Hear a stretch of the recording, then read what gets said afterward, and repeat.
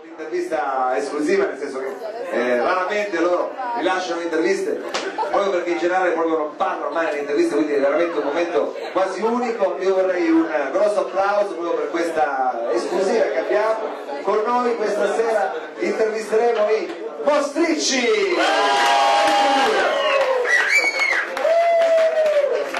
Benvenuti.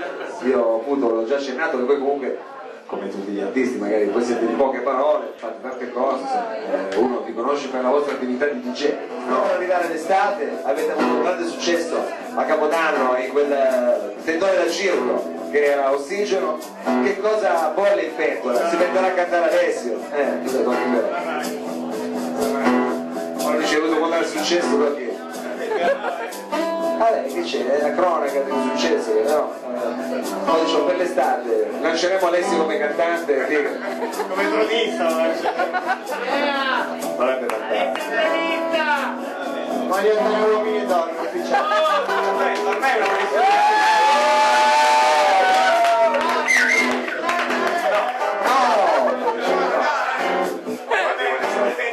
una scenica, intendevi? Mancherebbe poi dire, cioè, se può testimoniare.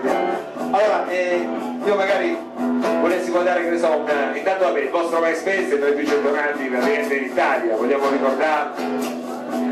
MySpace Mostricci. Però si può scrivere solo under 22, se no niente, cioè, questa regola. Lavorerà con Marco Sciari, però poi lavorerà con nessuno.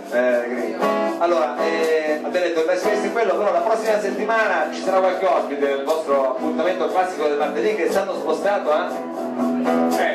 purtroppo non faccio niente a sé, però non lo dico. Ci siamo spostati a Tancaldo 2 perché Tancaldo Tancaldo è bruciato, quindi adesso bisogna aspettare che insomma si vengano fatti i lavori di quest'aula. Però perché sarete troppo infuocati.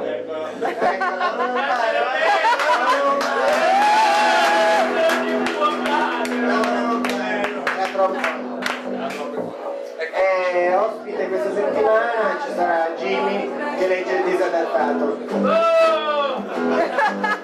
Veramente robe incredibili, cosa riescono a mescolare sul dance floor lo sanno soltanto i Mostricci. Allora diciamo, dalle 6 del pomeriggio in avanti, dai 22 anni in giù, www.myspace/Mostricci, li trovate sempre lì. Anche se è mezza.